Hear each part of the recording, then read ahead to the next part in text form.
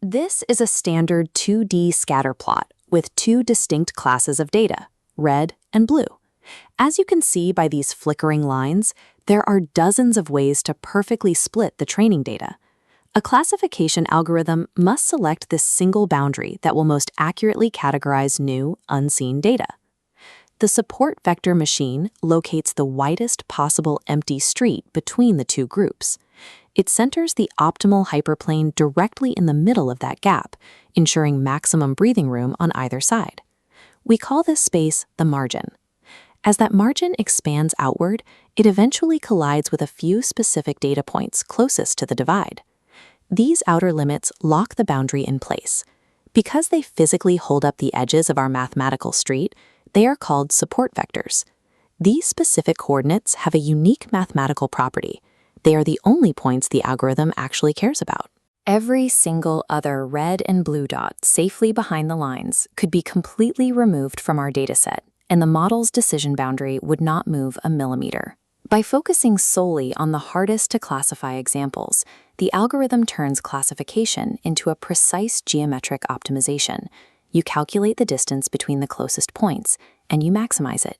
In this scatter plot, we have a cluster of blue dots entirely trapped inside a ring of red dots. The optimal hyperplane relies on drawing a straight line, but there is no linear path through this data that won't result in classification errors. To handle nonlinear data, we use a mathematical shortcut called the kernel trick. Instead of drawing a more complicated line, the algorithm temporarily changes the dimensional space the data lives in. We apply a new mathematical function to the coordinates. By calculating the distance of each point from the center, we can derive a new z-axis. Lifting the data into 3 dimensions creates physical space between the inner cluster and the outer ring. Now that the data is spaced out vertically, the algorithm can go back to its standard rules.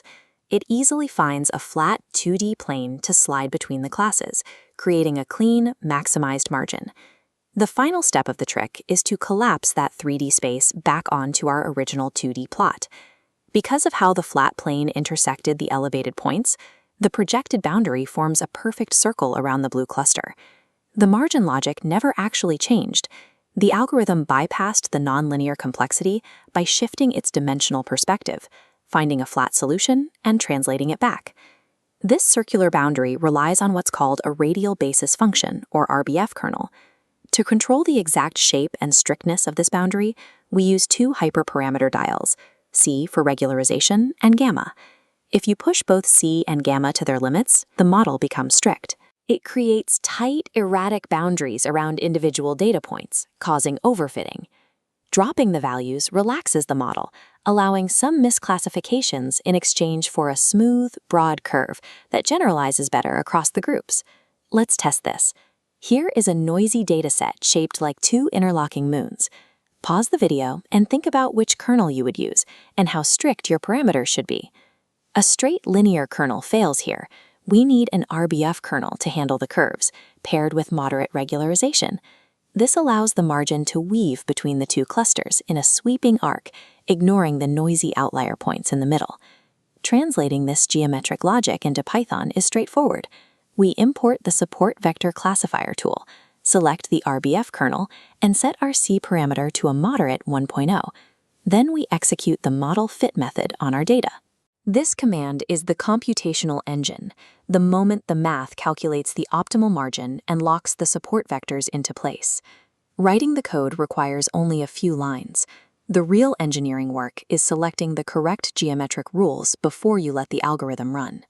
This handwritten number 3 represents the transition from theoretical 2D geometry to the complexity of high-dimensional data. To classify this, we flatten the image grid into a single array, representing 784 individual pixel dimensions.